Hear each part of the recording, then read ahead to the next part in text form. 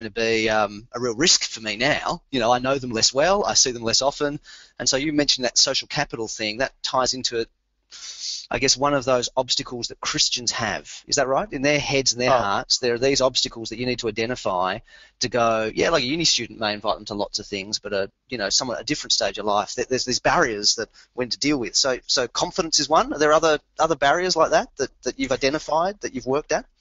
Well, it's worthwhile saying there, confidence stretches across a whole range of things. That is, if I invite a friend to church, will I be embarrassed? If I invite a friend to this evangelistic event or this evangelistic preacher, will I be embarrassed by that? So it was important for us to create something that had enough input for the Christian to be won to it, and enough confidence for them to then invite their friends to it. So we worked pretty hard at doing that, and I think we did it really well. But there were a number of other things that were confidence issues. That is, are people actually being converted?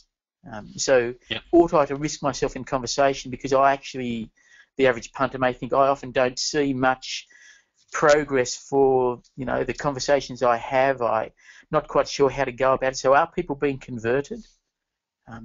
Will I know the answers to the difficult questions if they ask them of me?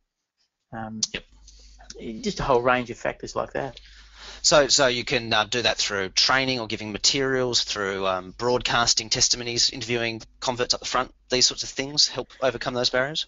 Yeah, we did lots of testimonies up front. In the early days, it wasn't people who were converted, because we didn't have that many who were converted.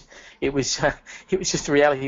It was Christians who'd been to the event that we were running, and they began to see, actually, it was really good, and I learned a bunch of things that I hadn't realised, and I feel actually much more confident now about my own engagement in the gospel with non-Christian friends. So they were important things to win. The training thing is